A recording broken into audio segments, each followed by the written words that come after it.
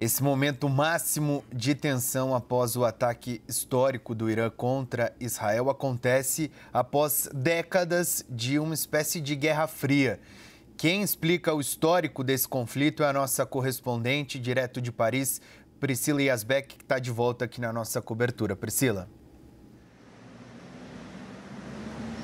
Oi, Pedro, boa tarde mais uma vez a todos que nos acompanham. Talvez vocês já tenham falado aí na programação, a gente falou já algumas vezes também sobre o fato de que Irã e Israel já viviam há alguns anos uma tensão e isso era chamado inclusive de uma guerra de procuração ou uma guerra fria ou então uma guerra nas sombras. E agora com esse que é o primeiro ataque direto do Irã ao território israelense, muitos analistas falam que a guerra está saindo das sombras. Então, para saber por que essa tensão existe, a gente precisa ir lá para os anos 50, para a década de 50. As relações entre Israel e Irã se dividem basicamente em 4 períodos. De 47 a 53 foi um período de ambiguidades. O Irã votou contra a partilha da Palestina e também contra a entrada de Israel na ONU, mas, por outro lado, foi o segundo país de maioria muçulmana a reconhecer Israel como um Estado depois da Turquia em 48. Depois, na segunda fase, de 53 a 79,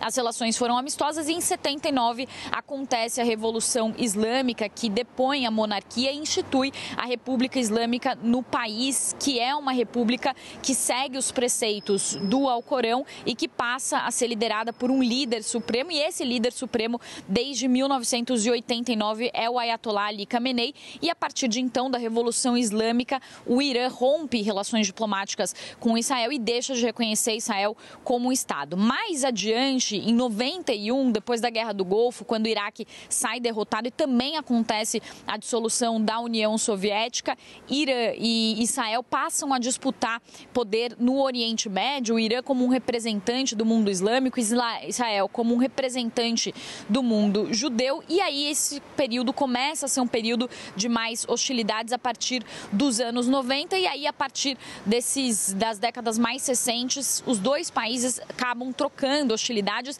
e de forma indireta. Então, Israel realiza ataques pontuais a parceiros do Irã, a países que ficam ali na fronteira com Israel, e o Irã apoia esses países que ficam na fronteira com Israel e grupos radicais que atuam nesses países. É por isso que se fala que o Irã atua por procuração e atua por meio de grupos radicais, como é o caso, por exemplo, do Hamas e do Hezbollah. O Irã é acusado de financiar essas organizações, de financiar o Hamas e também o Hezbollah, que atua no Líbano. E aí, mais recentemente, entre os episódios de trocas de hostilidades, um dos mais relevantes aconteceu em 2020, quando o ex-presidente americano Donald Trump ordenou aquele ataque que aconteceu em Bagdá e que acabou matando o general Qassem Soleimani, que era o comandante de segurança e de inteligência mais poderoso do Irã. E aí agora, no ano de 2023, acontece uma nova virada de página nessas relações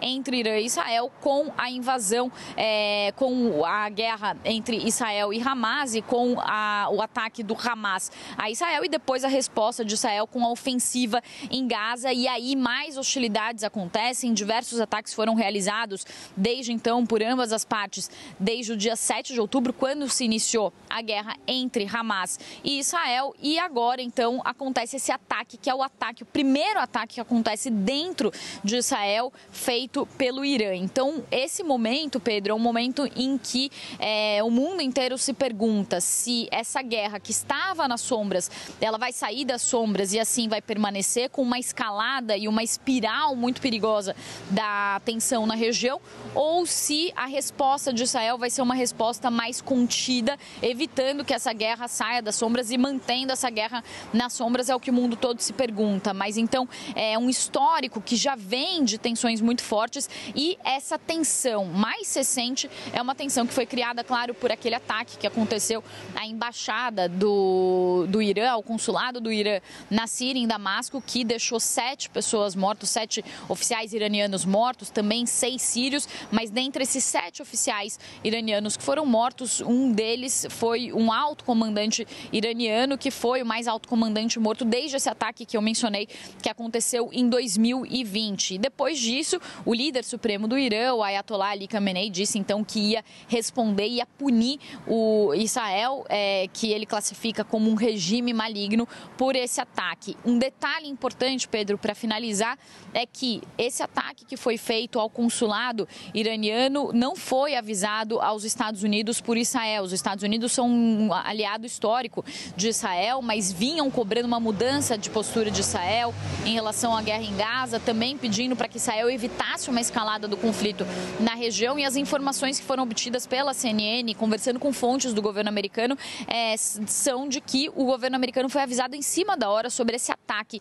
Então, Israel agiu por conta própria para fazer esse ataque ao consulado iraniano, que acabou desencadeando toda essa tensão, essa resposta do Irã e esse ataque com drones e mísseis que foi frustrado por Israel, mas que mostra de fato que as tensões chegaram a um momento muito crucial, a ver qual vai ser a resposta de Israel. Então, mais uma vez, para dizer se essa guerra vai continuar nas sombras ou se vai ser uma guerra que vai vir à luz aí e vai trazer uma escalada forte do conflito na região. Volto com você, Pedro.